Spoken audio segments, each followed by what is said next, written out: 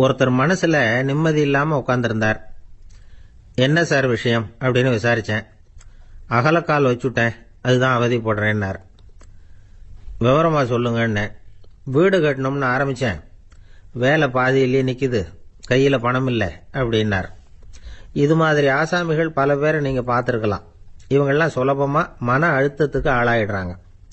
மன உளைச்சல், அதாவது ஸ்ட்ரெஸ் அப்படின்னு சொல்றோமே, அதுக்கு அடிப்படையான சில காரணங்கள் உண்டு. அதாவது மிகையாக திட்டமிடுதல் அப்படிங்கிறதும் ஒரு முக்கியமான காரணம். நடைமுறை சாத்தியம் என்னங்கிறத மனசுல வச்சுக்கிட்டு எந்த திட்டத்தையும் தீட்டணும், அப்பதான் அது சரியா வரும். ரெண்டாவது காரணம் என்ன தெரியுமா? ஒரே நேரத்தில் பல்வேறு செயல்களில் ஈடுபடுறது. தொலைபேசியில் பேசிக்கிட்டே கையில் இருக்கிற கடிதத்தை படிச்சுக்கிட்டே எதிரில் உட்காந்துக்கிட்டு இருக்கிறவருக்கும் அப்பப்போ பதில் சொல்லிக்கிட்டு மனசில் பல்வேறு சிந்தனைகளை அப்படியே ஓட விட்டுக்கிட்டு இருக்கிறது, இதுவும் மன அழுத்தத்தை உண்டாக்குது. மூணாவது காரணம், எதிலேயும் வெற்றி மட்டும் எதிர்பார்க்கிற ஒருதலைப்பட்சமான ஆர்வம்.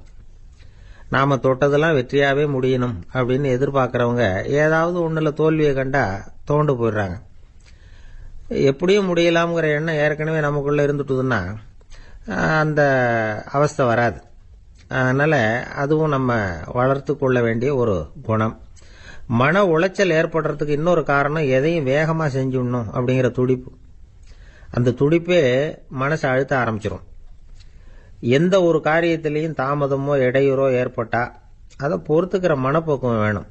அது இல்லாதவங்க அழுத்தத்துக்கு ஆளாயிடுறாங்க. சில பேர் வேலைன்னு எந்த நேரம் பார்த்தாலும் வேலையே கதின்னு கிடப்பாங்க.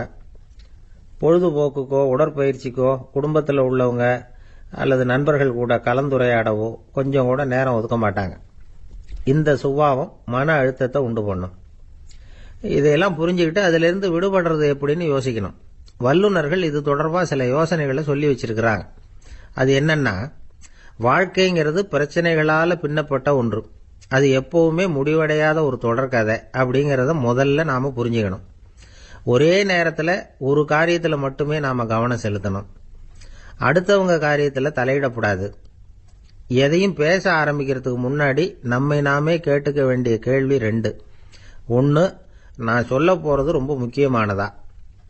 2வது, நான் சொல்றத அவங்க கேட்கறதுக்கு ஆசைப்படுறாங்களா? நான் பேசுறதுக்கு அது சரியான நேரம் தானா? இதை யோசிச்சு பார்த்ததுக்கு அப்புறம் எதையும் பேச ஆரம்பிக்கணும். முடிஞ்ச அளவுக்கு வளைந்து போகிற சுபாவத்தை வளர்த்துக்கணும். நம்ம நேரம் விலை மதிப்பு இல்லாதது, அதை வீணாக்கக்கூடாது. சிரிக்க தெரியலனாலும் பரவாயில்ல, முகத்தில் கொஞ்சம் புன்முறுவலாவது காட்டணும். இதெல்லாம் ரொம்ப முக்கியம். அடுத்தவங்க ஏதாவது செஞ்சா உடனே நன்றி சொல்ல மறக்கப்படாது. தினமும் கொஞ்சம் நேரத்தை தனிமையில் செலவு பண்ணணும். மன உளைச்சலிருந்து விடுபடுறதுக்கு 3 முக்கிய வழிகள் சொல்றாங்க. அதை சுருக்கமாக ரெட் அப்படின்னு சொல்றாங்க. RED ஆங்கில எழுத்துல. அந்த முதல் எழுத்து R, அது என்னன்னா ரிலாக்ஸேஷன், அதாவது இடை ஓய்வு. 2வது E எக்ஸர்சைஸ், உடற்பயிற்சி. 3வது டயட், திட்டமிட்ட உணவு முறை. அதனால தியானம், மூச்சு பயிற்சி இதெல்லாம் இந்த இடை ஓய்வுக்கு வழிகள். எந்த வேலையையும் தொடர்ந்து செய்யக்கூடாது. எல்லார்கிட்டையும் கலகலப்பா பழகணும். மாசத்துக்கு ஒரு நாளாவது குடும்பத்தோடு வெளியில போயிட்டு வரணும். சுலபமான உடற்பயிற்சிகளை செய்யலாம். உடற்பயிற்சிங்கிறது நமக்காக நாம செய்கிற ஒரு நீண்டகால முதலீடு அப்படின்னு சொல்லுவாங்க. அதாவது லாங் டேர்ம் இன்வெஸ்ட்மெண்டா. அளவோட சாப்பிடணும், மெதுவா சாப்பிடணும். இதெல்லாம் கொஞ்சம் மனசுல வச்சுக்கிட்டு நடந்துக்கிட்டா மகிழ்ச்சியா வாழலாம். சில பேர் சாப்பாட்டு விஷயத்தில் ரொம்ப அக்கறை எடுத்துக்கிறது உண்டு. ஒரு குண்டு ஆசாமி சாப்பிட உட்கார்ந்தார். முதல்ல ஒரு மாத்திரை சாப்பிட்டார். எதுக்குன்னு கேட்டோம். பசி எடுக்கிறதுக்குன்னார். சாப்பிட்டு முடிச்சார். பிறகு மறுபடியும் ஒரு மாத்திரை சாப்பிட்டார். இது எதுக்குன்னு கேட்டோம். சாப்பிட்டது ஜீரணமாகறதுக்கு அப்படின்னார். இந்த உலகத்துல எல்லாருக்கும் மகிழ்ச்சி தரக்கூடிய ஒரு பொருள் எது? இது ஒரு முக்கியமான கேள்வி.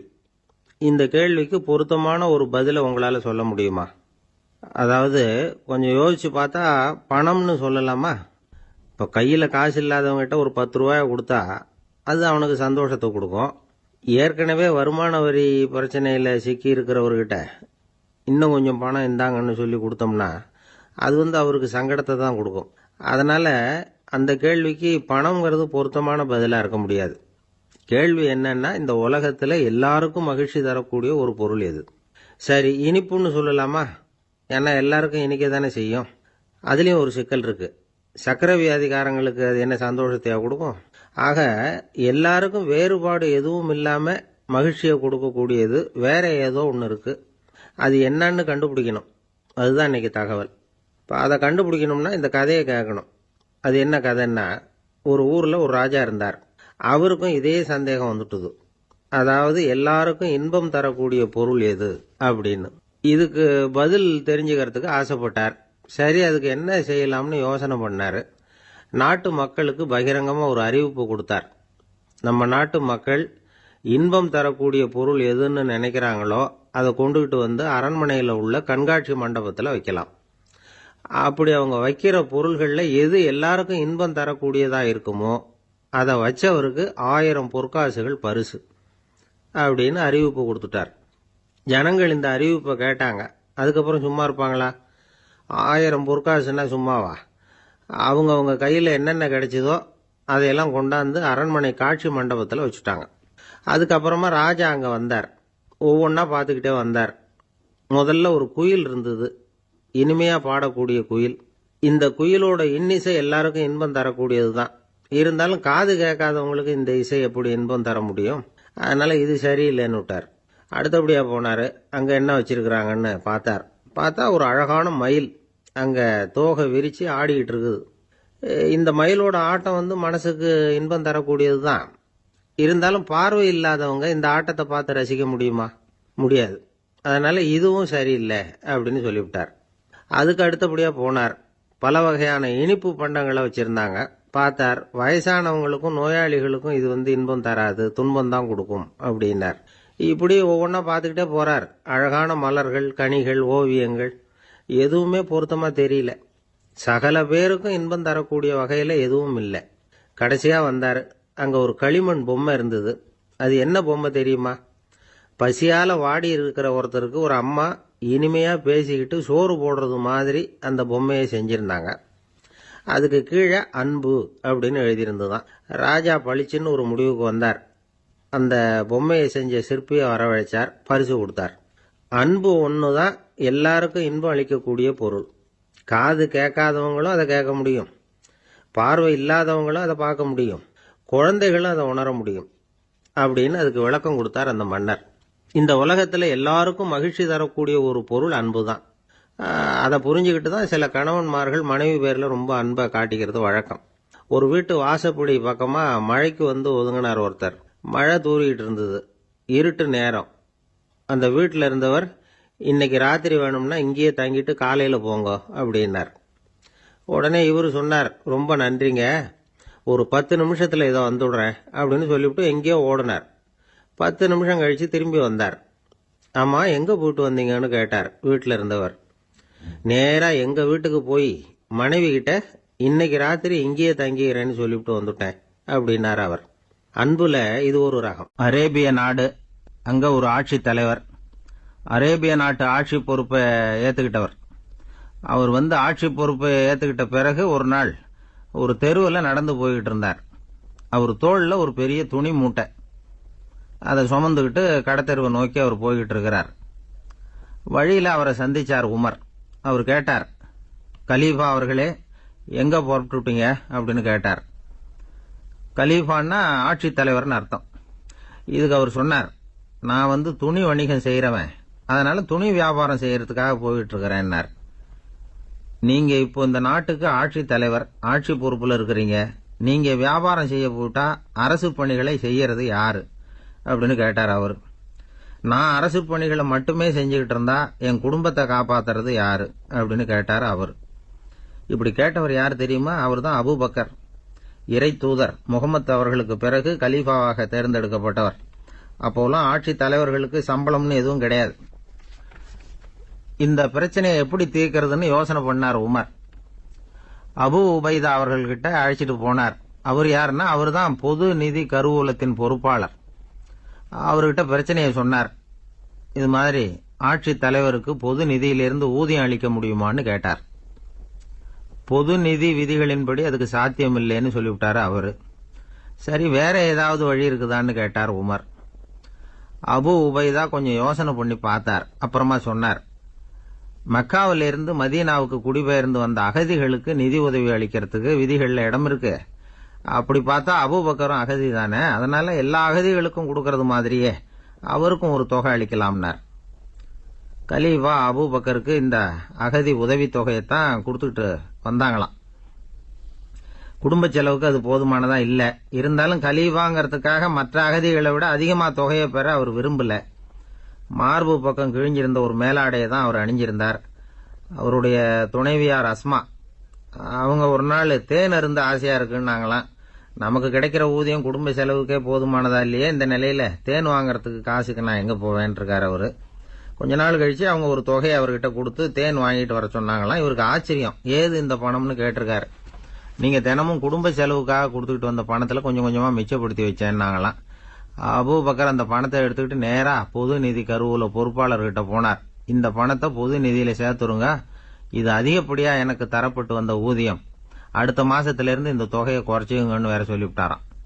பசியை தணிக்க தேவையான அளவு உணவு, ஒரு ஜோடி உடை, இதை தவிர கூடுதலா மக்கள் பொது நிதியிலிருந்து வாங்கிக்கிறதுக்கு என் குடும்பத்தாருக்கு உரிமை இல்லை அப்படின்னு சொல்லி கண்டிப்பா சொல்லிவிட்டாராம். அவர் வாங்கிட்டு வந்த இந்த குறைந்த ஊதியம் கூட அவர் மனசை உறுத்திக்கிட்டே இருந்தது.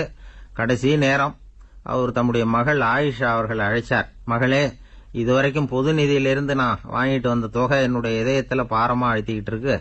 என் தோட்டத்தை வித்து அதுல வர்ற பணத்திலிருந்து நான் இதுவரைக்கும் வாங்கிட்டு வந்த ஊதிய தொகையை கணக்கு போட்டு பொது நிதியில சேர்த்துடு அப்படின்னாராம். பதவி ஏற்கிறதுக்கு முன்னாடி தன்கிட்ட இருந்ததை விட இப்ப கூடுதலா என்ன சொத்து இருக்குன்னு பார்த்திருக்கார். ஒரு ஒட்டகம், ஒரு கோப்பை, ஒரு பணியாள். இதையும் அடுத்தபடியா கலீஃபாவா வர்றவர்கிட்ட ஒப்படைச்சிருங்க அப்படின்னு விட்டாராம். அதே மாதிரி அடுத்து வந்த உமர் கிட்ட ஒப்படைச்சாங்க. அப்போ உமர் சொன்னாராம், அபூபக்கரே, இந்த முன்மாதிரியால உங்களுக்கு பிறகு இந்த ஆட்சி பொறுப்பை ஏற்கிறவர்களை பெரும் நெருக்கடிக்கு ஆளாகி விட்டீங்க அப்படின்னு சொல்லி ரொம்ப கண் கலங்கினாராம். கடைசியா அபூபக்கர் தன்னுடைய குடும்பத்தாருக்கு விட்டு சென்ற சொத்து ஒரு படுக்கை விரிப்பு, ஒரு போர்வை, அவ்வளவுதான். இது சிந்திக்க வேண்டிய ஒரு செய்தி. ஒரு ஊர்ல ஒரு மன்னர் இருந்தாராம். அமைச்சர் அவர்கிட்ட சொன்னாராம், மன்னா, நம்ம ராஜ்யத்துல இனிமே லஞ்ச ஊழலே இருக்காதுன்னாராம். ஆஹா, அப்படின்னா ஊழல் பேர் வழிகளை எல்லாம் நாடு கடத்தியாச்சா அப்படின்னு கேட்டிருக்காரு மன்னர். இதுக்கு அவரு, அப்படி இல்லைங்க, இனிமே கொடுக்கறதுக்கு ஜனங்கள் கிட்ட பணமே இல்ல. பந்திக்கு முந்தர ஆசாமிகள் நம்மள பல பேர் உண்டு. அப்படி முந்தறதுக்கு கூட முயற்சி பண்றவங்க நிறைய பேர் இருக்கிறாங்க. இதுல என்ன ஒரு விஷயம்னா, பந்திக்கு முந்தறது கூட தப்பு இல்லை. ஆனா அப்படி ஒரு விருந்துல ஆளா போய் உட்காந்து சாப்பிட்டா கூட வெளியில வர்றப்ப என்ன பெரிய விருந்து வச்சுட்டான், சாம்பார்ல உப்பு இல்ல, ரசத்துல காரம் இல்ல அப்படின்னு குறை சொல்லிட்டே வர்றது இருக்கு பாருங்க, அது சரியில்லை, நாகரிகமும் இல்லை. கல்யாண பத்திரிகையில என்ன போட்டிருக்குது, என் பொண்ணுக்கும் இன்னார் பையனுக்கும் கல்யாணம், எல்லாரும் குடும்பத்தோட வந்திருந்து மணமக்களை ஆசீர்வதிக்கணும், இப்படித்தானே போட்டிருக்கோம். குடும்பத்தோட விருந்து சாப்பிட்டு சாப்பாடு எப்படி இருக்குன்னு அபிப்பிராயம் சொல்லிவிட்டு போங்க அப்படின்னா போட்டிருக்கு கல்யாண பத்திரிகையில. ஒருத்தர் வீட்டு விசேஷத்துக்கு போயிருக்கோம்னா எவ்வளவோ அசௌகரியங்கள் நமக்கு ஏற்படலாம். ஏராளமான கூட்டம் வந்திருக்கும். எல்லாரையும் அவங்க தனித்தனியா கவனிச்சுக்கிட்டு இருக்க முடியாது. நாம தான் அனுசரிச்சு நடந்துக்கணும். நாமளா போய் வாழ்த்த வேண்டியவங்களை வாழ்த்தி விட்டு சேரணும். அதை விட்டுட்டு பத்திரிக்கை கொடுத்தானேன்னு போனேன், கவனிப்பே சரியில்லை அப்படின்னு புலம்பிக்கிட்டு இருக்கக்கூடாது. ஒரு விருந்துக்கு போனா அங்க எப்படி நடந்துக்கணும் அப்படிங்கறத பத்தி கூட அனுபவசாலிகள் சில விவரங்கள்லாம் சொல்லியிருக்கிறாங்க. இந்த காலத்துல கல்யாணம், பிறந்த நாள், அது இதுன்னு நிறைய விருந்துகள் நடக்குது. அதெல்லாம் எதுக்காக? மனித உறவுகளை வளர்த்துக்கிறதுக்காகத்தான், வேற எதுக்கு? ஒரு விருந்துக்கு போனா அமைதியா பொறுமையா போய் உட்காரணும். அடிச்சு பிடிச்சிக்கிட்டு இடத்த பிடிக்க போறேன் அப்படின்னு நிக்கப்படாது. முதல் பந்தி நடந்துகிட்டு இருந்தா அது முடிஞ்சு இலை எடுத்து சுத்தம் பண்ணதுக்கு அப்புறம் போய் உட்கார்றது தான் நாகரீகம். இலை எடுக்கிறதுக்கு முன்னாடி அங்க போய் உட்காந்தா நல்லா இருக்காது. நீங்க சாப்பிட்டுட்டு உட்காந்துருக்கீங்களா, சாப்பிட்றதுக்கு உட்காந்துருக்கீங்களா, பாக்குறவங்களுக்கு சந்தேகம் வந்துடும். அதே மாதிரி இலையில எல்லா ஐட்டமும் பரிமாறினதுக்கு அப்புறம் சாப்பிட ஆரம்பிக்கணும். ஒவ்வொரு ஐட்டமா வைக்க வைக்க நாம பாட்டுக்கு எடுத்து உள்ள தள்ளிட்டே இருந்தோம்னா எதை வச்சோம் எதை வைக்கலன்னு பரிமாறினவரே குழம்பி போயிடுவார். ஏன்னா எப்ப பார்த்தாலும் இலை காலியாவே இருக்கும். சாப்பிட்றப்போ உங்க சாப்பாட்டையே நீங்க கவனிக்கணும். அடுத்தவங்க இலையில என்ன இருக்கு, பக்கத்துல இருக்கிறவர் எதை அதிகமா சாப்பிடுறார், இதெல்லாம் நமக்கு என்னத்துக்கு? எல்லாரும் சாப்பிட்டு முடிக்கிற வரைக்கும் பொறுமையா இருக்கிறது தான் நல்லது. நீங்கள் மட்டும் திடீர்னு பாதியில் எழுந்திரிச்சு பக்கத்தில் இருக்கிறவங்களுக்கு சங்கடமா இருக்குமேங்கிறதெல்லாம் யோசிக்காமல் நீங்கள் பாட்டு எழுந்திரிச்சு போகக்கூடாது. பக்கத்தில் உள்ளவங்க உங்களை எழுந்திரிக்க சொன்னால் எழுந்திரிச்சு போகலாம். விருந்துகளில் சாப்பாட்டை வீணாக்கிறதே ஒரு நாகரிகமாக போட்டுது இந்த காலத்தில். சாப்பாட்டுக்கே கஷ்டப்பட்டுக்கிட்டு பல பேர் இந்த உலகத்தில் இருக்கிறப்போ சாப்பாட்டை வீணாக்கிறது எவ்வளவு பெரிய மோசங்கிறத நினச்சி பார்க்கணும். வேணுங்கிற அளவுக்கு கேட்டு வாங்கி சாப்பிட்றது தான் முறை. விருந்தில் இந்த பஃபே அப்படின்னு சொல்லி ஒரு முறை சொல்கிறாங்கல்ல, அதாவது உணவு வகைகளையெல்லாம் பொதுவாக ஒரு இடத்துல வச்சுடுறது, நமக்கு தேவையானதை நாமே எடுத்து ஒரு தட்டில் போட்டுக்கிட்டு சாப்பிட வேண்டியது. இதில் கூட சில பேர் தேவைக்கு அதிகமாக எடுத்து போட்டுக்கிட்டு வீணாக்குறாங்க. சில சமயம் கடைசியாக சாப்பிட போகிறவங்களுக்கு எல்லா ஐட்டமும் கிடைக்காம போகலாம். அதை போய் பெருசு பண்ணிகிட்டு இருக்கக்கூடாது. என்ன சார், இந்த அளவுக்கு கூடவா நாகரிகம் தெரியாமல் இருக்கிறோம், இதை போய் பெருசாக சொல்ல வந்துட்டீங்களே அப்படின்னு நினைக்கலாம். ஒருத்தர் 2 பேருக்கு இந்த விவரம் தேவைப்படலாம். அவங்க காதலையும் இது விழட்டுமேங்கிறதுக்காக தான் இது. ஒரு பெரிய கல்யாண விருந்து நடந்துகிட்டு இருந்தது. விருந்து மண்டபத்து வாசலில் ஒருத்தர் நின்றுக்கிட்டு வர்றவங்களையெல்லாம் ரொம்ப மரியாதையாக வணங்கி உள்ளே அனுப்பி வச்சுக்கிட்டு இருந்தார். எப்படி தெரியுமா? வர்றவங்க கையெல்லாம் பிடிச்சி முத்தம் கொடுத்து அதுக்கப்புறம் உள்ளே அனுப்பி வச்சுக்கிட்டு இருந்தாராம். கூட்டம்லாம் முடிஞ்சதுக்கப்புறம் அவர்கிட்ட போய் கேட்டிருக்கிறாங்க, சார் நானும் எவ்வளவோ விருந்துகளுக்கு போயிருக்கிறேன், இருந்தாலும் இவ்வளவு மரியாதையாக வர்றவங்க கைக்கெல்லாம் முத்தம் கொடுத்து வரவேற்கிறத இங்கே தான் பார்க்குறேன் அப்படின்னு சொன்னாங்க. அதுக்கு அவர் சொன்னார், அட போங்க சார், நான் முத்தம் கொடுக்கல, முந்தின பந்திக்கு சாப்பிட்டவங்களே அடுத்த பந்திக்கும் வர்றாங்களான்னு மோந்து பார்த்து அனுப்பி வச்சுக்கிட்டு இருந்தேன் அப்படின்னார். அந்த ஆள் என்னை கண்ணா புண்ணான்னு திட்டிவிட்டான் சார், அதை நினைச்சா எனக்கு ரொம்ப வருத்தமா இருக்கு அப்படின்னு சொல்லி கவலைப்பட்டார் ஒருத்தர். இதுல கவலைப்படுறதுக்கு என்ன இருக்குது அப்படின்னார் ஒரு பெரியவர். அவர் ஒரு மகான். என்ன சார் இப்படி சொல்றீங்க, ஒருத்தர் நம்ம பார்த்து திட்டுனா வருத்தமா இருக்காதா அப்படின்னார். அது எப்படி வருத்தமா இருக்கும், திட்டுறதுங்கிறது என்ன, அது வெறும் சத்தம் தானே அப்படின்னார் அந்த பெரியவர். நம்ம ஆளுக்கு தலையை பிச்சுக்கலாம் போல இருந்தது. இருக்காத அப்படின்னா நமக்கு அப்படி தானே தோணுது. அந்த பெரியவர் சொல்றது ரொம்ப பெரிய விஷயம். அதை நாம புரிஞ்சிக்க முயற்சி பண்ணலாம்னா நடைமுறை வாழ்க்கைக்கே அது ஒத்து வர்றது மாதிரி தெரிய மாட்டேங்குது. இருந்தாலும் அந்த பெரியவர் அதுக்கு என்னதான் விளக்கம் கொடுக்குறாருன்னு பார்ப்போமே. ஒரு ரயில் போயிட்டு இருக்கு, அதுல ஒரு சாது போயிட்டு இருக்கார். அந்த ரயில் அவர் ஹரித்வாரம் போயிட்டு இருக்கார். அவரு ரயில்ல ஏகப்பட்ட கூட்டம். நம்ம ஊர் ரயில் கேட்கவா வேணும், டிக்கெட் வாங்கிட்டு கொஞ்சம் பேர், வாங்காத கொஞ்சம் பேர்.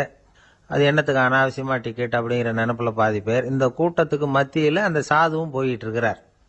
உட்கார்றதுக்காக இருந்த இடத்துல ஒரு ஆள் படுத்திருக்கிறான், கொஞ்சம் முரட்டு ஆசாமி. அவன் காலு பக்கத்துல கொஞ்சோண்டு இடம் பாக்கி இருந்தது. அந்த இடத்துல இந்த சாது உட்காந்துருந்தார். மெதுவா உட்காந்துக்கிட்டார் போய். ஆனா அந்த ஆளு ராத்திரி பூரா இவரை காலால உதச்சிக்கிட்டே இருக்கிறான். அது இவருக்கு ரொம்ப அவமானமா பட்டுது. அதனால துக்கம் ஏற்பட்டது. இருந்தாலும் அதை ஒரு மாதிரியா சகிச்சுக்கிட்டே இவர் சேர்ந்தார். பொழுது விடிஞ்சது. அந்த சாது ஹரித்வார் சேர்ந்தார். அங்க ஒரு பெரிய ஞானியை சந்திச்சார். ராத்திரி ரயில்ல அந்த ஆள் உதைச்சதையும் அதனால தனக்கு ஏற்பட்ட துக்கத்தையும் இந்த சாது அந்த ஞானி கிட்ட சொன்னார். சொல்லிவிட்டு, ஏன் சுவாமி, எனக்கு துக்கம் ஏற்பட்டதே அது தப்பா அப்படின்னு கேட்டார். தவறுதான் அந்த ஞானி. உனக்கு இன்னமும் தேக அபிமானம் போகலேங்கிறது தான் அது காட்டுது. அஷ்டாவக்கிரர் என்ன சொல்றார் தெரியுமா? உண்மையான ஞானி யாராவது தன்னை வந்தனை செய்தால் அதற்காக சந்தோஷப்பட மாட்டார், யாராவது நிந்தனை செய்தால் அதற்காக வருத்தப்பட மாட்டார் அப்படின்னு சொல்றார். நிந்தனைங்கிறது ஒரு ஒலி தான். தேகாபிமானம் இருக்கிற வரைக்கும் இந்த ஒலி நம்மளை வேதனைப்படுத்தும். நான் தேகம் இல்லை, ஆத்மா அப்படிங்கிற நினைவு இருந்தா இந்த ஒலி நம்மளை பாதிக்காது. மனு என்ன சொல்றார் தெரியுமா? ஒரு சாதகன் பாராட்டுதலை விஷம்னு நினைச்சு பயப்படணும், அவமானத்தை அமிர்தம்னு நினைச்சு சந்தோஷப்படணுங்கிறார். அவமானப்பட்டா கவலைப்படாம எப்படி இருக்க முடியும் அப்படின்னு தான் நமக்கு தோணும். அதனாலதான் நம்மள யாரும் இதுக்கு உதாரணமா யாரையும் காட்ட முடியல. புத்தரையும் கபீரையும் உதாரணமா காட்டுறாங்க. அவங்களுக்கெல்லாம் அவமானம் ஏற்பட்டப்போ கவலையே படலையாம். புத்தரை அவமானப்படுத்தணுங்கிறதுக்காக கௌசாம்பி ராணி ஒரு இளம் பெண்ணை கொலை பண்ணி சடலத்தை புத்தர் குடிசைக்கு முன்னாடி போட சொன்னார். போட்டாங்க. புத்தர் தான் அந்த பொண்ணை கெடுத்து கொலை பண்ணி விட்டாருன்னு எல்லாரும் நினைச்சாங்க. ஆனா புத்தர் இதை பத்தி கவலையே படல. அப்புறமா உண்மை தெரிஞ்சதும் புத்தர் புகழ் இன்னும் அதிகமாயிட்டு. ஒரு பெரிய சபையில ஒரு மோசமான பொண்ணு நுழைஞ்சி தனக்கும் கபீருக்கும் சம்பந்தம் உண்டுன்னு சொன்னா கபீர் கவலைப்படல. அவங்க மாதிரியெல்லாம் நாமளும் இருக்க கத்துக்கணும்.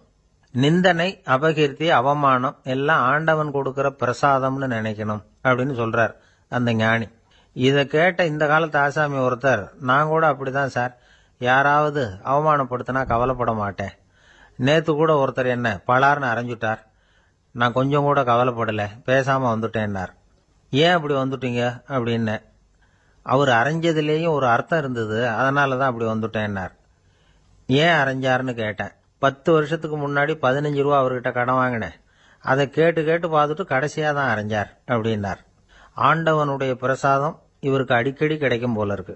ஒரு ஆஃபீஸில் வேலை பார்க்குற ஒருத்தர் ஏதோ தப்பு பண்ணிவிட்டார். உடனே மேல் அதிகாரி அவரை கூப்பிட்டு அனுப்புனார். நீ செஞ்சது தப்புன்னார் கோபமா. இது ஒரு ரகம்.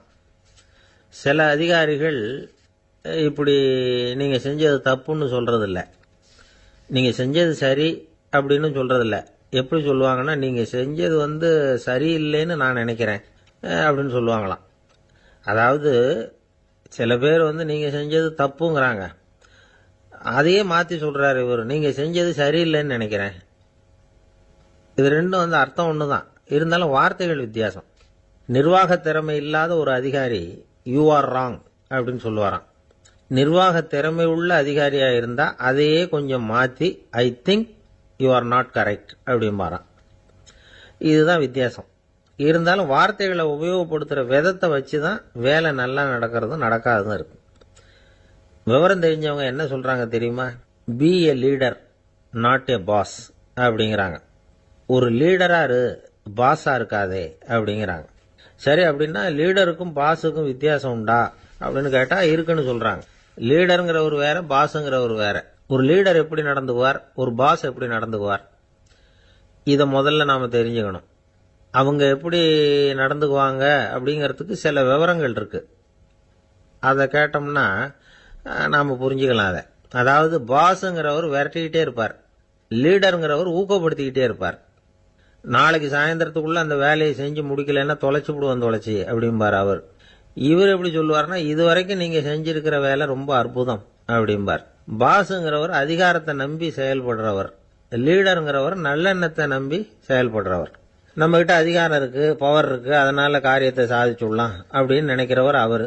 மற்றவங்க கிட்ட ஒரு நல்ல அபிப்பிராயத்தை சம்பாதிச்சுக்கிட்டு அது மூலமாக காரியங்களை சாதிக்கிறவர் இவர். பாஸுங்கிறவர் பயத்தை உண்டு பண்ணுவார், லீடருங்கிறவர் அன்பை பரவ செய்வார். அதை செய்யலைன்னா ஆடிட்டில் தகராறாயிடும், இது செய்யலைன்னா இன்க்ரிமெண்ட் கட் ஆகிடும், இப்படி ஏதாவது சொல்லி பயமுறுத்திக்கிட்டே இருப்பார் அவர். இவர் அப்படி இல்லை. உடம்பு இப்படி இருக்குது, வீட்டில் எல்லோரும் சௌக்கியமாக இருக்கிறாங்களா, ஆஃபீஸில் எல்லாம் வசதியாக இருக்குதா, நான் ஏதாவது உதவி செய்யணுமா அப்படின்னு அன்புக்கு முக்கியத்துவம் கொடுப்பார். பாஸுங்கிறவர் எதுக்கெடுத்தாலும் நான் சொல்லிகிட்டு இருப்பார், லீடருங்கிறவர் நாமன்னு சொல்லிகிட்டு இருப்பார். பாஸுங்கிறவர் தப்புக்கு காரணம் யாருன்னு பார்ப்பார், லீடருங்கிறவர் தப்பு என்னன்னு பார்ப்பார். இதுதான் ரெண்டு பேருக்கு வித்தியாசம். The boss shows who is wrong, the leader shows what is wrong அப்படின்னு சொல்லுவாங்க. இந்த காரியம் எப்படி செய்யப்பட்டிருக்கு அப்படின்னு தெரிஞ்சுக்கிறவர் பாஸ், இந்த காரியத்தை எப்படி செய்யணும்னு செஞ்சு காட்டுறவர் லீடர். பாஸுங்கிறவர் பணியாளர்களை திட்டுவார், லீடர் மரியாதைக்குரியவராக நடத்துவார், அதுக்குரியவராக அவர் நடந்துக்குவார். செய்கிற வேலையை ஒரு சுமையாக நினைக்க வைக்கிறவர் பாஸ், செய்கிற வேலையை ஒரு சந்தோஷமாக ஆக்குறவர் லீடர். ஒரு முதலாளியாக இருக்கிறவர் அல்லது ஒரு நிர்வாகியாக இருக்கிறவர் இது மாதிரியான நுணுக்கங்களை எல்லாம் தெரிஞ்சு வச்சுக்கிறது நல்லது. ஒரு பாஸ் இருக்கார், அவர் ஒரு நாள் ரொம்ப பெருமையாக தன்னோட ஆஃபீஸை பற்றி பேசிக்கிட்டு இருந்தார். எனக்கு கீழே 200 பேர் வேலை செய்கிறாங்க சார், நான் ஒரு கோடு கிழிச்சா அவங்க அதை தாண்டாத அளவுக்கு நான் நடந்துக்கிறேன் சார் அப்படின்னார் அவர். அது எப்படி முடியுது உங்களால் அப்படின்னு கேட்டோம். நான் கோடே கிழிக்கிறது இல்லை சார் அப்படின்னார். ஒரு பல்கலைக்கழகம், அங்கே ஒரு இலக்கிய பேராசிரியர், அவர் பாடம் நடத்திக்கிட்டு இருந்தார். ராபர்ட் ப்ரௌனிங் எழுதிய கவிதைகளை பற்றி சொல்லிகிட்டு இருக்கிறார். மாணவர்களும் ரொம்ப அக்கறையாக அதை கேட்டுக்கிட்டு இருக்கிறாங்க. ஒரு குறிப்பிட்ட கவிதையை பற்றி சொல்லும் பொழுது அந்த பேராசிரியருக்கே ஒரு சந்தேகம், அதாவது அந்த கவிதையின் சரியான அர்த்தம் என்னங்கிறதுல சந்தேகம். பேராசிரியர் யோசனை பண்ணார், அந்த கவிதையை முழுசாக புரிஞ்சிக்க முடியல. அதனால் மாணவர்களை பார்த்து சொன்னார், மாணவர்களே ஒரு நாள் பொறுத்துங்க, இந்த கவிதையை எழுதின கவிஞர் எங்கள் வீட்டுக்கு பக்கத்தில் தான் இருக்கிறார். இன்னைக்கு சாயந்தரம் நான் அவரை நேரிலேயே போய் பார்க்குறேன், பார்த்து இதுக்கு என்னங்க அர்த்தம்னு கேட்டுட்டு வந்துடுறேன், அதுக்கப்புறம் உங்ககிட்ட சொல்கிறேன் அப்படின்னாராம். அன்னைக்கு சாயந்தரமே அந்த பேராசிரியர் கவிஞரை தேடிக்கிட்டு போயிட்டார். கவிஞர் அவங்க வீட்டில் அவர் பாட்டு உட்காந்துருந்தாராம். இவர் போய் அவர் முன்னாடி உட்காந்தார். அப்புறம் கேட்டார், ஐயா, அந்த கவிதையின் முழு பொருள் என்னன்னு தெரிஞ்சுட்டு போகிறதுக்காக வந்திருக்கிறேன் அப்படின்னாராம். எந்த கவிதை அப்படின்னாராம் அவர். இவர் அந்த கவிதையை சொல்லியிருக்கார். கவிஞர் கொஞ்சம் யோசனை பண்ணிவிட்டு அப்புறம் சொன்னாராம், பேராசிரியரே, நீங்கள் கொஞ்சம் தாமதமாக வந்துட்டீங்கன்னாராம். இவருக்கு ஒன்றும் புரியல. நீங்கள் என்ன சொல்கிறீங்க? நான் தாமதமாக வந்துட்டேன்னா? நீங்கள் தான் உயிரோடு இருக்கிறீங்களே, அப்படி இருக்கும்பொழுது நான் தாமதமாக வந்துட்டேன்னா அது எப்படி அப்படின்னு இவர் குழம்பி இருக்கிறார். இப்போ கவிஞர் சொன்னாராம், ஐயா, நான் உயிரோடு இருக்கிறேன்னா இல்லையாங்கிறது முக்கியம் இல்லை. நான் அந்த கவிதை வரிகளை எழுதினப்போ 2 பேருக்கு அதோட அர்த்தம் தெரிஞ்சிருந்தது. இப்போ ஒரே ஒருத்தருக்கு தான் அதோட அர்த்தம் தெரியும் அப்படின்னாராம். பேராசிரியர் யோசனை பண்ணியிருக்கார். அப்படின்னா அந்த ஒருத்தர் கவிஞர் ராபர்ட் ப்ரௌனிங்கை தவிர வேற யாரா இருக்க முடியும்? இவர் தான் அப்படிங்கிறத அவர் மனசில் நினச்சிக்கிட்டார். அதனால சொன்னார், ஐயா, நான் தாமதமாக வரல, அந்த கவிதையின் பொருள் என்ன அது சொல்லுங்கன்னார். பேராசிரியரே, நான் சொல்றது உங்களுக்கு புரியலன்னு நினைக்கிறேன். நான் இந்த வரிகள் எழுதினப்போ 2 பேருக்கு அதோட அர்த்தம் தெரிஞ்சிருந்தது. அந்த 2 பேர் யாருன்னா, ஒருத்தர் ராபர்ட் ப்ரௌனிங், அதாவது நான், இன்னொருத்தர் கடவுள். இப்போ அது கடவுளுக்கு மட்டும்தான் தெரியும். நானே இதை பற்றி பல தடவை யோசனை பண்ணி பார்த்தேன். இது ரொம்ப அழகானது, ஆனாலும் ரொம்ப வழுக்கலானது. அதை பிடிச்சிட்டோம்னு நினச்சிக்கிட்டு இருக்கும் பொழுதே காற்று மாதிரி அது உங்ககிட்ட இருந்து ஓடி போயிடுது. எனக்கு ரொம்பவும் வருத்தமாக தான் இருக்குது. நிச்சயமாக நான் தான் இந்த வரிகளை எழுதியிருக்கிறேன். அதில் அர்த்தம் இருக்குங்கிறது எனக்கு தெரியும். அதை நான் உணர்றேன். ஆனால் நீங்கள் என்னை மன்னிக்கணும். எனக்கே கூட அதை என்னால் விளக்க முடியல. அப்படி இருக்கும் பொழுது உங்களுக்கு எப்படி அதை நான் விளக்க முடியும் அப்படின்னாரா அந்த கவிஞர். அனுபவிக்கப்படக்கூடிய எல்லாமே விளக்கப்படக்கூடிய ஒன்றல்ல, விளக்கப்படும் எல்லாமே அனுபவிக்கப்படக்கூடிய ஒன்றல்ல அப்படிங்கிறது ஞானிகளுடைய கருத்து. அதுக்காக தான் அந்த சம்பவம். வாழ்க்கையில் நீங்கள் தொடர்ந்து ஆய்வு செய்து கொண்டே இருக்கக்கூடிய விளக்கங்களை ஒருபோதும் அடைய முடியாத பரிமாணங்கள் இருக்கிறதுனால தான் அது அலுப்பு தட்டாமல் இருக்குது. உங்களால் நிறைய அனுபவிக்க முடியும். இருந்தாலும் நீங்கள் அனுபவித்து அறிந்த விஷயங்கள் கூட வார்த்தைகளால் விளக்கப்பட முடிவதில்லை அப்படிங்கிறது பெரியோர் சிந்தனை. இதெல்லாம் ஒரு பக்கம் இருக்கட்டும். நமக்கு தெரிஞ்ச பேராசிரியர் ஒருத்தர் 1 மணி நேரம் ரொம்ப விவரமாக வகுப்பு எடுத்தார். கடைசியாக சொன்னார், மாணவர்களே, ரொம்பவும் எளிமையாக விளக்கமாக எல்லா விவரமும் சொல்லியிருக்கிறேன். அதனால் இதில் உங்களுக்கு சந்தேகம் வர்றதுக்கு வாய்ப்பே இல்லை. இருந்தாலும் கேட்க வேண்டிய கடமை கேட்குறேன். இது வரைக்கும் நடத்தினதில் யாருக்காவது ஏதாவது சந்தேகம் உண்டா அப்படின்னு கேட்டாராம். எனக்கு ஒரே ஒரு சந்தேகம்தான் சார் அப்படின்னு எழுந்திரிச்சு நிற்கிறான் ஒருத்தன். என்னன்னு கேட்டாராம். இது வரைக்கும் நீங்கள் என்ன பாடம் சார் நடத்துனீங்க அப்படின்னானா அவன். 1816 வருஷம் செப்டம்பர் மாதம் 11ஆம் தேதி பிரான்ஸ் தேசத்தில் உள்ள ஒரு மருத்துவமனை. அங்கே ஒரு இளம் டாக்டர் கொஞ்ச நாளைக்கு முன்னாடி தான் அந்த ஆஸ்பத்திரியில் புதுசாக வேலைக்கு சேர்ந்துருக்கிறார். அவர் பேர் ரெனே லெனக். அவர் அன்னைக்கு காலையில் அந்த மருத்துவமனையில் அப்படியே ரவுண்ட்ஸ் வந்துக்கிட்டு இருக்கிறார். வார்டில் ஒரு படுக்கையில் ஒரு இளம் பெண் படுத்திருக்கிறார். அந்த பொண்ணுக்கு இருதய நோயாக இருக்கலாம்ங்கிறது மற்ற டாக்டர்கள் சந்தேகம். அந்த காலத்துல எல்லாம் ஒருத்தருடைய இருதய துடிப்பை தெரிஞ்சுக்கணும்னா நோயாளியின் மார்பில் டாக்டர் காதை வச்சு பார்த்து தான் தெரிஞ்சுக்கிறது வழக்கம். ஆனால் இந்த பெண்ணும் இளம் பெண், அந்த டாக்டரும் புதுசாக சேர்ந்திருக்கிறவர். அதனால் பரிசோதனை பண்ண தயங்கினார். கொஞ்ச நேரம் யோசனை பண்ணார். திடீர்னு ஒரு ஞாபகம் வந்தது அவருக்கு. அதாவது அன்னைக்கு விடியற் காலையில் தோட்டத்தில் அப்படியே வாக்கிங் போயிட்டு இருந்தப்போ சின்ன பசங்கள்லாம் ஒரு மரக்கட்டையை வச்சு விளையாடிட்டு இருந்தாங்களாம். அதை இவர் பார்த்துருக்கிறார். அது என்ன விளையாட்டுனா, ஒரு நீளமான மரப்பலகை, அதில் ஒரு முனையில் ஒரு பையன் தன்னுடைய காதை வச்சுக்கிட்டு இருக்கிறான். மறுமுனையில் இன்னொரு பையன் அந்த மரப்பலகையை ஒரு ஆணியால் கீறிக்கிட்டு இருக்கிறான். ஒரு முனையில் ஆணியால் கீறும் பொழுது மறுமுனையில் காதை வச்சிருக்கிற பையனுக்கு அந்த சத்தம் துல்லியமாக கேட்குது. அந்த டாக்டருக்கு காலையில் பார்த்த இந்த விளையாட்டு ஞாபகத்துக்கு வந்துட்டுது. உடனே என்ன பண்ணார் தெரியுமா? ஒரு நீளமான காகிதத்தை எடுத்தார். அதை அப்படியே உருளை மாதிரி உருட்டினார். ஒரு முனையை அந்த நோயாளியின் மார்பில் இடது பக்கம் வச்சார். இன்னொரு முனையில் தன்னுடைய காதை வச்சார். என்ன ஆச்சரியம்! நோயாளியின் மார்பில் நேரடியாக காதை வச்சு கேட்கறத விட துல்லியமாக கேட்டுது இதய துடிப்பு. இதய துடிப்பு மட்டும் இல்லை, மூச்சு இழுத்து விடுறது, திரவ பொருள்களின் அசைவு, எல்லா சத்தமும் தெளிவாக கேட்குது. கிரேக்க மொழியில் ஸ்டெத்தாஸ் அப்படின்னா மார்பு, ஸ்கோப்பின் அப்படின்னா பார்ப்பதுன்னு அர்த்தம். அதனால் டாக்டர் ரெனே லெனக் தான் கண்டுபிடிச்ச கருவிக்கு ஸ்டெத்தஸ்கோப் அப்படின்னு பேர் வச்சார். அவரே முதல் மாடலையும் செஞ்சார். அளவு ரொம்ப பெருசாக இருந்தது. சுலபமாக எடுத்துகிட்டு போகிறது கஷ்டம்.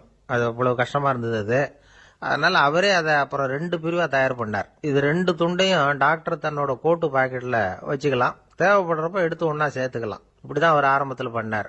தன்னுடைய இந்த கண்டுபிடிப்பை பத்தி அவர் ஒரு புத்தகம் எழுதினார். நிறைய வித்துது, புகழும் பணமும் சேர்ந்தது. பணமும் புகழும் வந்து சேர்ந்தது மாதிரியே அவருக்கு ஒரு நோயும் வந்து சேர்ந்தது.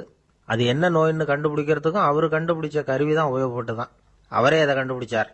அவருக்கு வந்திருந்தது காச நோய். 1826ஆம் வருஷம் ஆகஸ்ட் மாதம் 13ஆம் தேதி உலகத்தின் முதல் ஸ்டெதஸ்கோப்பை கண்டுபிடிச்ச டாக்டர் ரெனே லெனக் காலமானார்.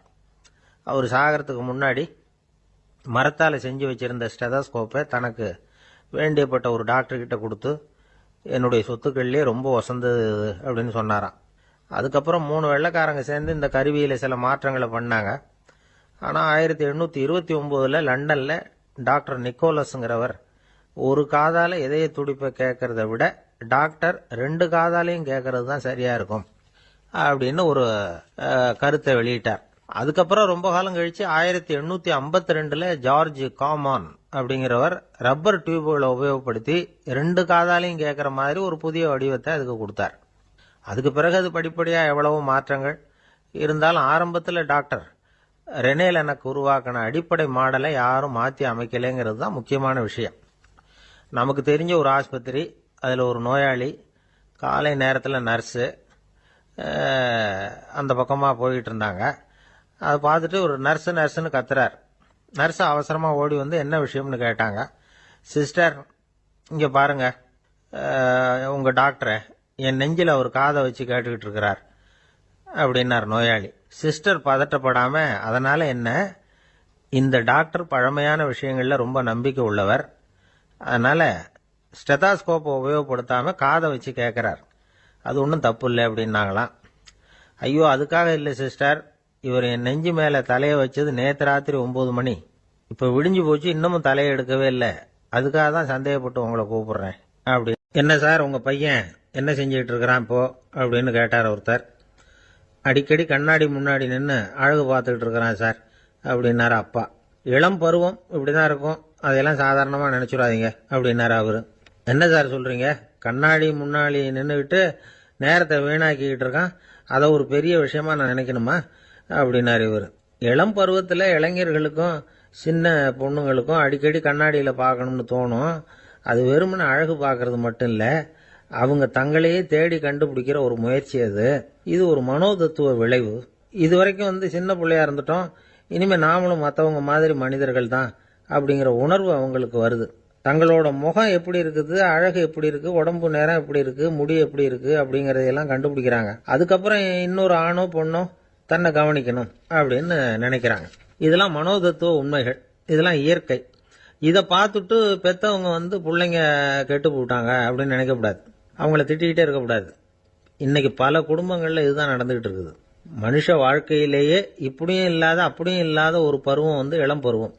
13லேருந்து 19 வயசுக்கு உட்பட்ட ஆண்கள் பெண்கள் இந்த வகையை சேர்ந்தவங்க, டீனேஜ் குரூப்.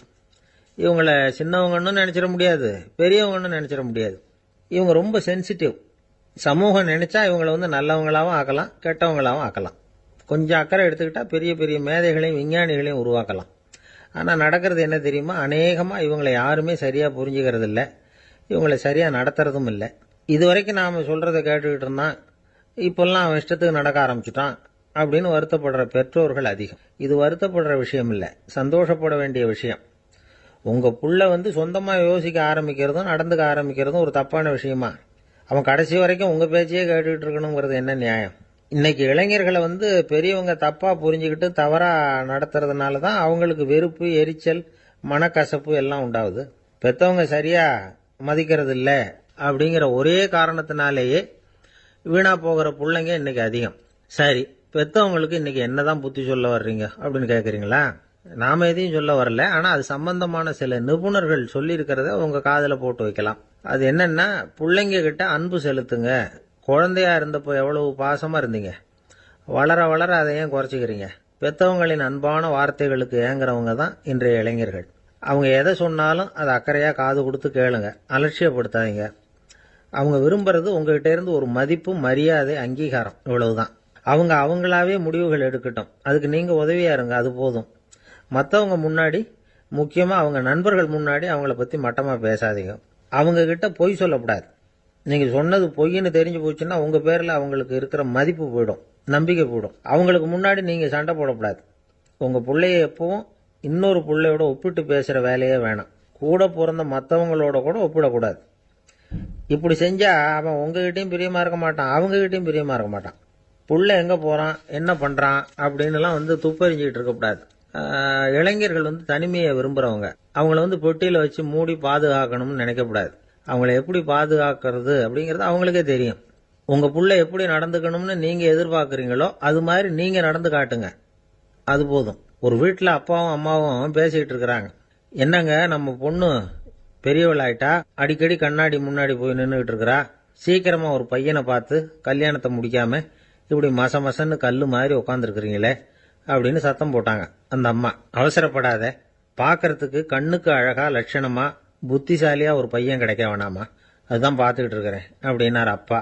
இதுக்கு அந்த அம்மா சொல்றாங்க, எங்க அப்பா இப்படியெல்லாம் நினைச்சுக்கிட்டு இருந்திருந்தா எனக்கு கல்யாணமே ஆயிருக்காது தெரியுமா அப்படின்னாங்களாம். ஒரு அரசனும் அமைச்சரும் ஒரு நாள் ரொம்ப சாவகாசமா பேசிக்கிட்டு இருந்தாங்களாம்.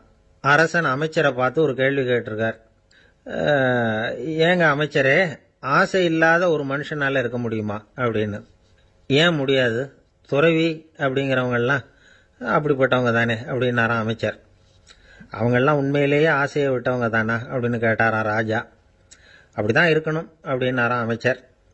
அப்படின்னா ஆசையே இல்லாத ஒரு உண்மையான துறவியை நான் பார்க்கணுமேன்னார். அது என்ன பிரமாதம், அதுக்கு நான் ஏற்பாடு பண்ணுறேன் அப்படின்னு விட்டார் இவர்.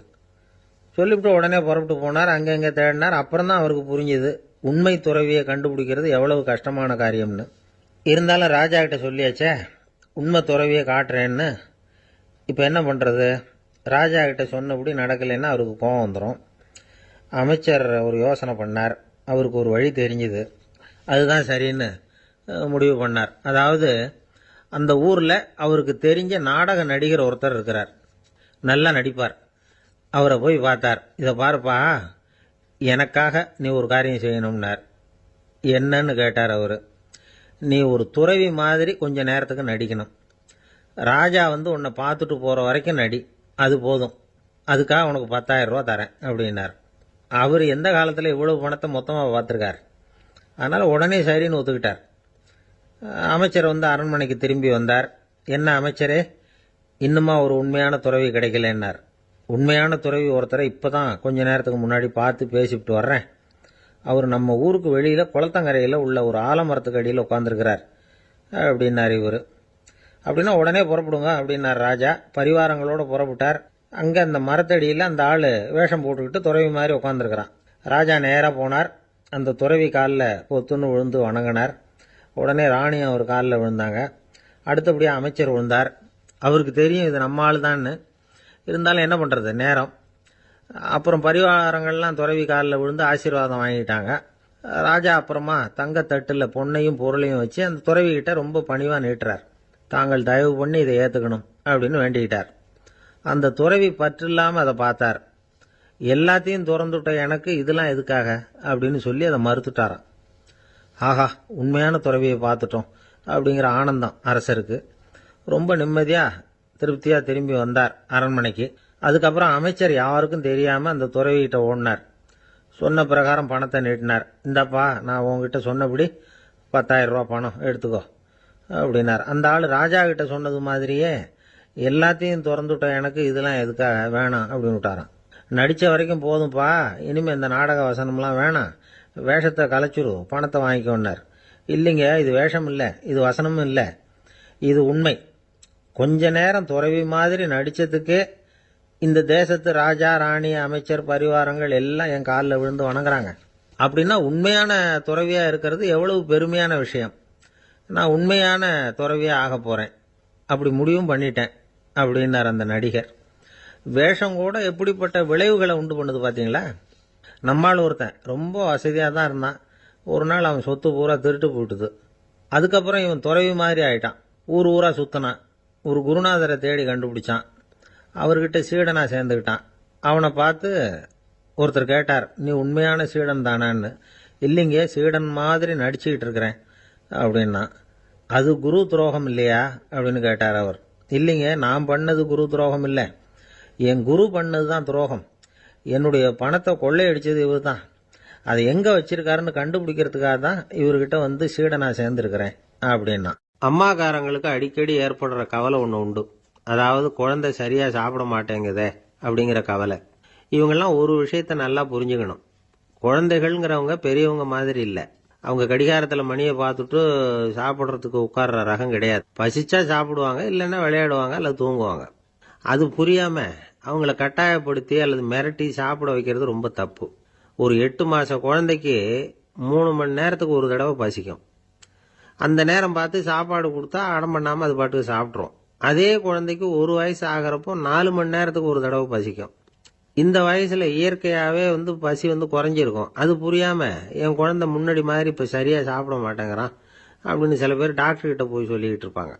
இன்னொரு விஷயம், ஒரு குழந்தைக்கு வயசு அதிகமாகிற வேகத்துக்கு உடம்பு எடையும் அதிகமாகிக்கிட்டே போகாது. உடம்பு எடை அதிகமாகிற வேகம் குறைஞ்சிக்கிட்டே வரும். 6 மாத குழந்தைக்கு ஒரு வாரத்தில் 150 கிராம் எடை கூடும். ஒரு வயசில் வாரத்துக்கு 71 கிராம் எடை கூடும். இது புரியாமல் அதிகமாக சாப்பாட்டை கொடுத்து குழந்தைய கஷ்டப்படுத்தக்கூடாது. ஏன்னா அளவுக்கு மீறின உணவு அஜீரணத்தை உண்டு பண்ணிவிடும். குழந்தைக்கு ஒரு தட்டில் கொஞ்சமாக ஆகாரத்தை வச்சு கொண்டுகிட்டு போய் கொடுக்கணும். மலை மாதிரி குவிச்சு வச்சா அதை பார்த்ததுமே பசி அடங்கி போயிடும். அடித்து மிரட்டி பயமுறுத்தி குழந்தைய சாப்பிட வைக்கிற பழக்கம் இருக்குது பாருங்கள், அதுக்கு ஃபுட் ஃபோர்ஸிங் அப்படின்னு பேர். இப்படி பண்ணுனா குழந்தைக்கு சாப்பாட்டில் விருப்பம் குறைஞ்சிரும். அதை கண்டாவே வெறுக்க ஆரம்பிச்சிடும். அது மாதிரி உளம் சார்ந்த பசி குறைவு, சைக்கோஜெனிக் அனோரெக்சியா, அது ஏற்படுமா. சாப்பாடுங்கிறதே ஒரு தண்டனை மாதிரி தோணும். குழந்தைகளுக்கு பிடிச்ச மாதிரியான ஆகாரத்தை கொடுக்கணும். சத்து அதிகம் இருக்குங்கிறதுக்காக அதுக்கு பிடிக்காத ஆகாரத்தை கொடுத்து கட்டாயப்படுத்தக்கூடாது. குழந்தைகளுக்கு 2 வயசு ஆகிறப்போ இயற்கையாகவே எதிர்மறை குணம் உண்டாகும். அதாவது அந்த எதிர்மறையாக பேசுறது. இது மாதிரி சமயங்களில் நாம் என்ன சொல்கிறோமோ அதுக்கு நேர்மாறாக நடந்துக்கும். ஏட்டிக்கு போட்டி. சாப்பிட சொன்னால் விளையாட போவோம், விளையாட சொன்னால் சாப்பாடு கேட்கும். இதை புரிஞ்சுக்கிட்டு நடந்துக்கணும். குழந்தை சொன்ன பேச்சை கேட்கலேன்னு கோவப்படக்கூடாது. குழந்தை வளர வளர பிடிவாத குணம் வர்றது சகஜம். கேட்டதை வாங்கி கொடுத்தாதான் சாப்பிடுவேன் அப்படின்னு பிடிவாதம் பண்ணும். வாங்கி கொடுத்துடுறது தான் உத்தமம். நீங்களும் அதுகிட்ட பிடிவாதம் பண்ணிட்டு இருக்கக்கூடாது. ஏன்னா கேட்டது கிடைக்கலையேங்கிற ஏமாற்றம் கூட குழந்தையோட பசியை குறைச்சிரும். கேட்டது கிடைச்சுட்டா பசி அதிகமாகும். கொடுத்ததை மலமலன்னு சாப்பிட்றோம். குழந்தைகளுக்கு கண்ட கண்ட நேரத்தில் சாப்பிட்றதுக்கு எதையாவது வாங்கி கொடுத்துக்கிட்டு இருந்தா சாப்பாட்டு நேரத்தில் சாப்பிடாம அடம் பண்ண ஆரம்பிச்சிடும்.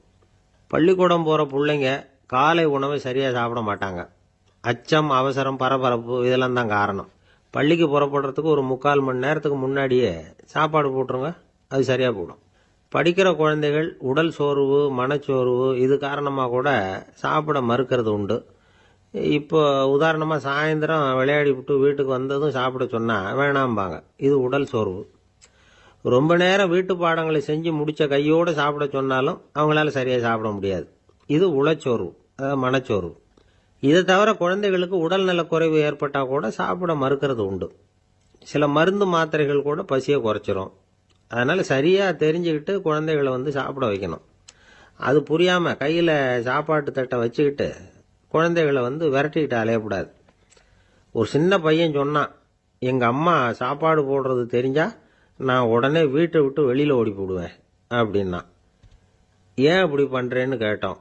எங்கள் அப்பா கூட அது மாதிரி தான் சார் பண்ணுவார் அப்படிங்கிறான். ஒரு ஆள் இருந்தான், நிறைய பணம் சம்பாதிச்சான்.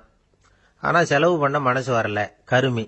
அவன் என்ன பண்ணா, சேர்த்த பணம் பூராவையும் ஒரு மரத்தடியில் புதைச்சி வச்சுருந்தான். வாரத்துக்கு ஒரு தடவை அந்த மரத்தடிக்கு வருவான்.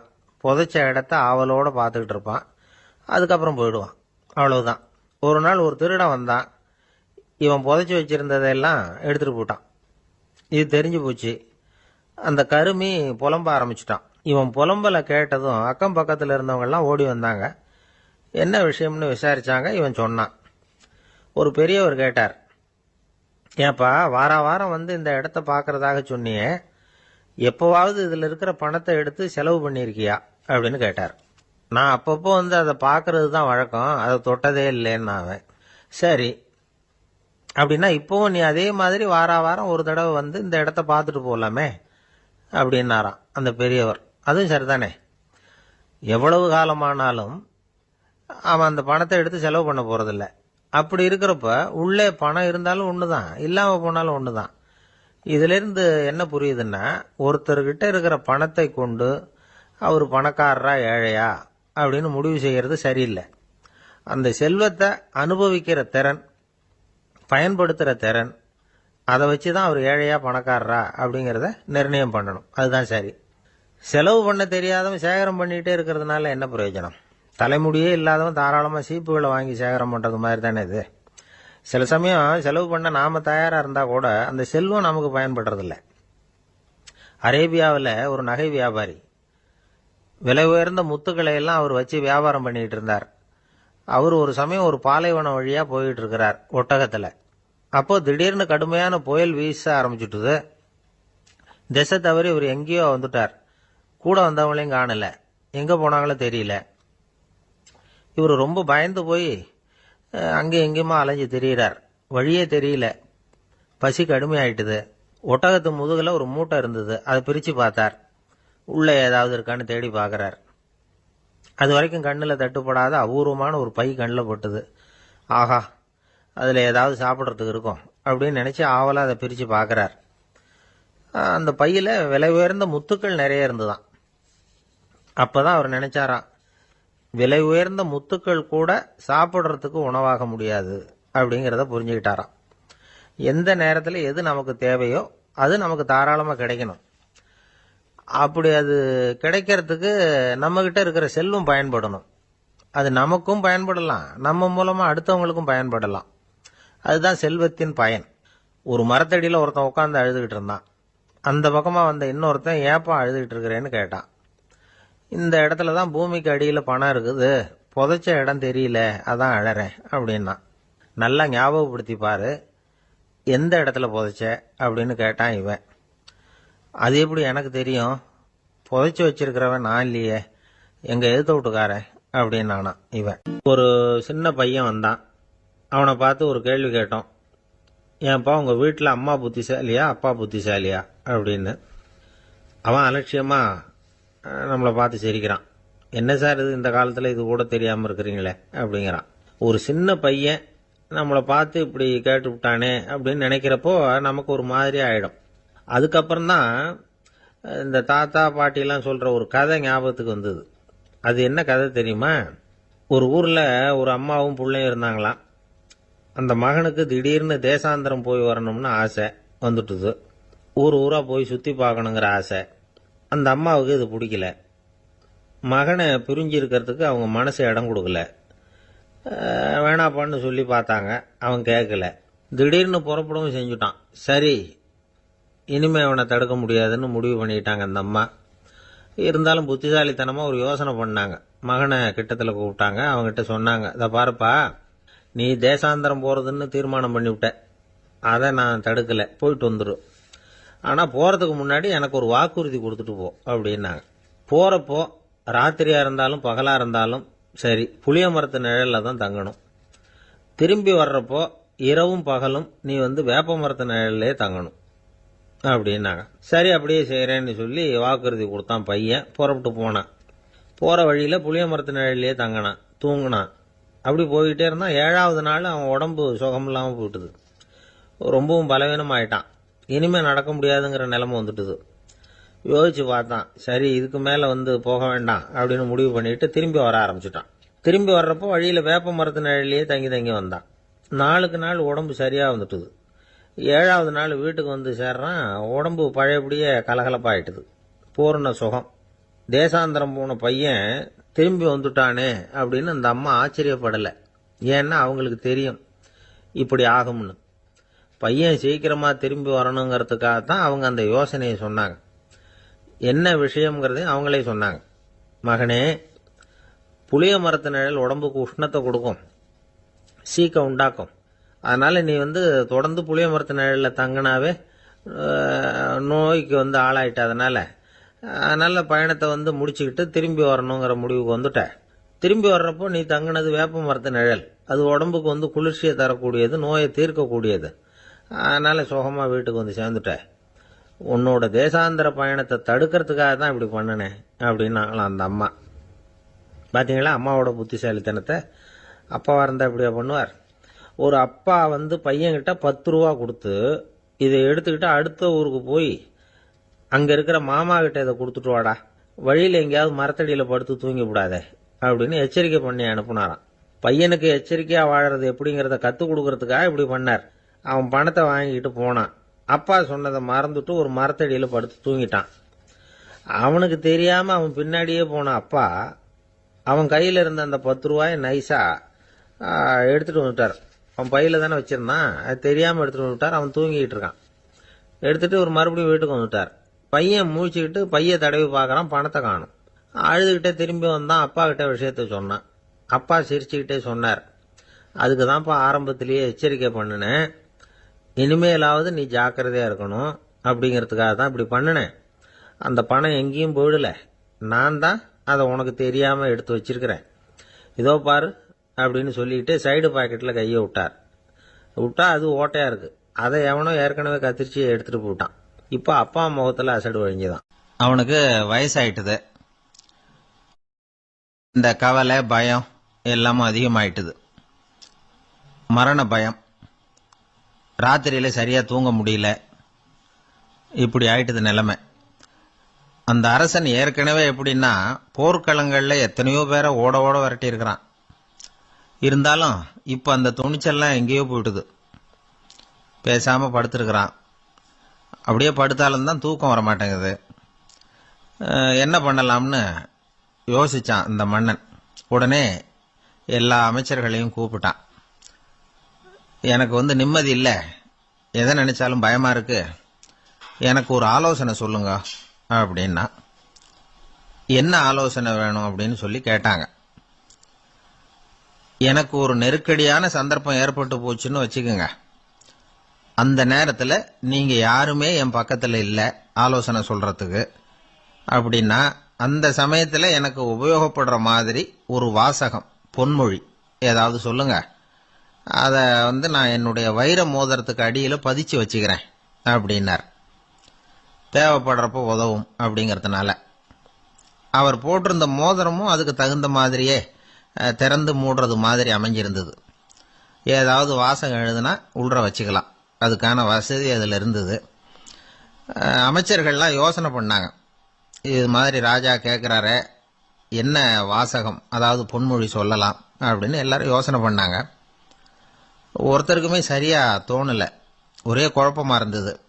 ஏன்னா நெருக்கடியான சமயத்தில் உபயோகப்படுறது மாதிரி ஒரு பொன்மொழி வேணும்னு சொல்லியிருக்கிறார். அப்படி இப்படி யோசிச்சு பார்த்தா ஒன்றுமே தோணலை. எல்லாரும் குழம்பிக்கிட்டு இருந்த நேரத்தில் ஒரு பெரியவர் அந்த பக்கமாக வந்தார். அவர் சொன்னார், நான் வேணும்னா அதுக்கு பொருத்தமாக ஒரு வாக்கியம் சொல்கிறேன், ஆனால் ஒரு நிபந்தனை. அதை யாரும் ரொம்ப ஆர்வம் காரணமாக அவசரப்பட்டு படிச்சிடக்கூடாது. அதை ரகசியமாக அந்த மோதிரத்துக்குள்ளே எழுதி வச்சுக்கணும். எப்போவாவது இக்கட்டில் மாட்டிக்கிற சமயத்தில் மட்டும் வேற வழியே இல்லை அப்படிங்கிற நிலைமையில மட்டும்தான் அதை திறந்து பார்க்கணும். அப்படி நீங்கள் இருக்கிறதா இருந்தால் நான் அதை சொல்கிறேன் அப்படின்னார் அந்த பெரியவர். சரின்னு ஒத்துக்கிட்டாங்க எல்லாரும். அதே மாதிரி அவர் ஒரு வாக்கியத்தை சொன்னார். அவர் சொன்ன வாக்கியத்தை ரகசியமாக மோதிரத்துக்குள்ளே பதிச்சு மூடியாச்சு. ராஜா அதை விரலில் மாட்டிக்கிட்டார். கொஞ்ச நாள் ஆச்சு. அந்த ராஜாவுக்கு ஒரு சோதனை வந்தது. என்ன சோதனைன்னா, அடுத்த நாட்டு மன்னன் படையெடுத்துக்கிட்டு வந்துட்டான். அவன் இவர்கிட்ட ஏற்கனவே தோத்து போனவன், ஒரு வெறியில் வந்திருக்கிறான். தோற்று போனவன் மறுபடியும் சண்டைக்கு வந்தால் எப்படி வருவானோ அப்படி வர்றான். ஒரு வெறியில் வந்தான், ஜெயிச்சுட்டான். என்னாச்சு இவரோட நிலைமைன்னா, நாட்டை இழந்துட்டார், எல்லாத்தையும் இழந்துட்டார். கடைசியாக ஒரு அடிபட்ட குதிரையில் ஏறி தப்பிச்சு போயிட்டார், வேற வழி இல்லைன்னு. பின்னாடி துரத்திக்கிட்டு வராங்க. இவர் ஒரு மலை உச்சிக்கு போயிட்டார், அதுக்கும் அப்பால போக முடியாது, ஏன்னா அந்த பக்கம் பயங்கர பள்ளம். உல்லாச பயணிகள் கண்டு கழிக்கிற இடம் அது. ஆனா இவருக்கு அது சாவு பயணத்தின் வாசல், திரும்பவும் முடியாது, அவ்வளவு குறுகிய பாதை அது, வேற வழியே இல்லை. இந்த நேரம் சூரிய ஒளி மோதிரத்தில் பட்டு மின்னிச்சு. உடனே இவருக்கு ஞாபகம் வந்தது. மோதிரத்தை திறந்து படிக்கிறார். அதில் இருந்த வாசகம், இந்த நிலையும் மாறிவிடும், this too will pass away. அவருக்கு ஒரு தைரியம் வந்தது. பின்னாடி வந்தவங்களும் திசை மாதிரி வேற எங்கேயோ தேடி போயிட்டாங்க. அவங்க விரட்டிக்கிட்டு வரலன்னா இவ்வளவு அழகான ஒரு இடம் இருக்கிறதே எனக்கு தெரியாம போயிருக்குமேன்னு நினைச்சார். இவ்வளவு அழகை ரசிக்கிறதுக்காக ஒரு நாட்டையே கூட இழக்கலாம்னு தோணுச்சு அவருக்கு. அமைதியா அந்த அழகை ரசிச்சார். எதிரிகள்லாம் எங்கேயோ போயிட்டாங்க. மன்னர் நாடு திரும்பினார். மறுபடியும் படைகளை திரட்டினார். கொஞ்ச நாள்ல படை எடுத்துக்கிட்டு போனார். யாருகிட்ட தோத்து போனாரோ அவரையே வெற்றி கண்டு திரும்பி வர்றார். வரவேற்பு விழா பிரமாவப்படுது. ஆடல் பாடல் கோலாகலம். இதை பார்த்தது அந்த ராஜாவுக்கு தலைகால புரியல. நம்மளை இனிமே யாராலையும் ஜெயிக்க முடியாதுன்னு நினைச்சார். அகம்பாவம் லேசா எட்டி பார்த்தது. இப்ப மறுபடியும் சூரிய ஒளிப்பட்டு மோதிரம் மின்னிச்சு. அதை திறந்து மறுபடியும் படிக்கிறார். இந்த நிலைமையும் மாறிவிடும். This too will pass away. அவ்வளவுதான். அவர் மனசு அடங்க ஆரம்பிச்சுட்டுது. ஆணவம் போயிட்டுது. இதுல இருந்து நாம தெரிஞ்சுக்க வேண்டியது என்னன்னா, எந்த சூழ்நிலையிலையும் நாம கவலைப்பட வேண்டியதில்லை. ஏன்னா இங்க எதுவுமே நிரந்தரம் இல்லை. அந்த ராஜா மாதிரியே நம்ம ஆளு ஒருத்தன் ஒரு மோதிரம் போட்டிருந்தான். அதுக்குள்ள அவன் எழுதி வச்சிருந்த வாசகம் எதுக்கும் கவலைப்படாதே அப்படிங்கிறது தான். ஒரு நாள் பயங்கரமான கவலையோடு உட்காந்துருந்தான். பக்கத்தில் இருந்தவங்க சொன்னாங்க, இது மாதிரி சந்தர்ப்பத்தில் தான் நீ உன் மோதிரத்தை திறந்து பார்க்கணும்னாங்க. இவனுக்கு கவலையோட எரிச்சலும் சேர்ந்துக்கிட்டது. அது எப்படி முடியும்? இப்போ திருட்டு போனது என்னோட அந்த மோதிரம் தானே அப்படின்னு சொல்லிவிட்டு தலையில கை வச்சுட்டு உட்காந்துட்டான். இப்படிலாம் சொல்றது உண்டு. இருந்தாலும் நாம எந்த சூழ்நிலையிலையும் கவலைப்பட வேண்டியதில்லை அப்படிங்கிற உண்மையை புரிஞ்சுக்கணும். அப்படி கவலையை வெல்றதுக்கான வழி தெரிஞ்சுட்டதுன்னா வாழ்க்கையில வெற்றி நிச்சயம். ஆளை கண்டா ஏன் இப்படி முகத்தை திருப்பிக்கிட்டு வர்றீங்க அப்படின்னு கேட்டார் ஒருத்தர் நண்பர்கிட்ட. எலெக்ஷன்ல அவன் எதிர்த்து நின்னவன் சார், என்ன அவன்கிட்ட நமக்கு என்ன பேச்சுவார்த்தை அப்படின்னாராம் ரொம்ப கோபமா இவர். சரி, அந்த ஆள் யாருன்னு கேட்டேன்.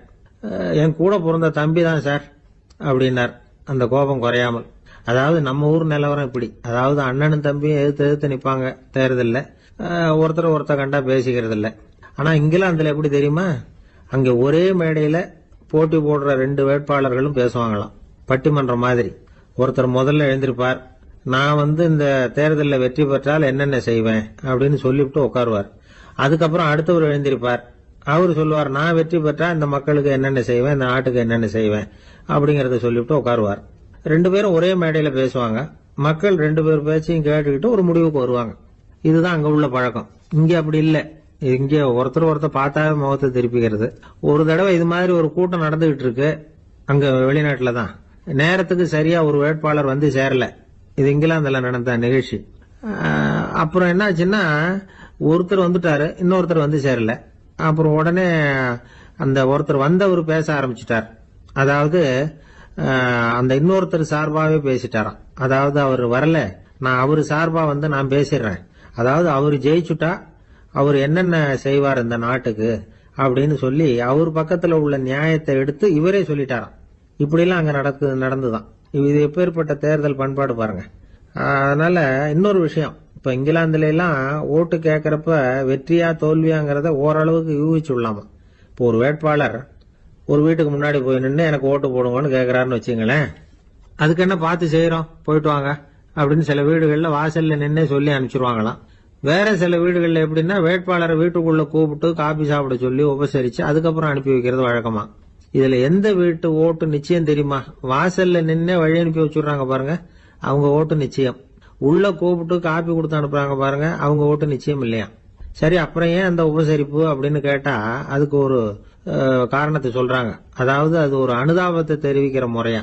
ஐயோ பாவம், நாம இவருக்கு ஓட்டு தான் போட போறதில்ல, இதையாவது செய்வோம், காப்பியாவது சாப்பிட்டு போகட்டும் அப்படிங்கிற எண்ணமா. இப்படி அந்த ஒரு பழக்கம். ஆக அந்த ஊர்ல நிறைய காப்பி சாப்பிடணும்னு ஒருத்தர் ஆசைப்பட்டா தேர்தலில் தோத்து போறதுக்கு தயாரா இருக்கணும். ஒரு சமயம் ஒரு ஊர்ல தேர்தல் நடந்துதான். ஒரு தொகுதியில நின்று தோத்து போன ஒருத்தர் கையில ஒரு துப்பாக்கியோட ஊருக்குள்ள சுத்திக்கிட்டு இருந்தாராம். ஒரு போலீஸ்காரர் அவரை பார்த்துட்டு சந்தேகப்பட்டிருக்கார். அதனால அவரை தடுத்து நிறுத்தி, என்ன இது துப்பாக்கியோட சுத்துறீங்களேன்னு விசாரிச்சிருக்கார்.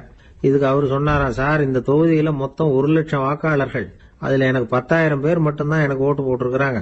அப்படின்னா எனக்கு வேண்டாதவங்க இந்த தொகுதியில 90,000 பேர் இருக்கிறாங்கன்னு அர்த்தம். இப்படி ஒரு சூழ்நிலையில நான் என்னுடைய பாதுகாப்புக்கு ஆயுதம் இல்லாம நடமாடலாமா அப்படின்னு கேட்டாராம்.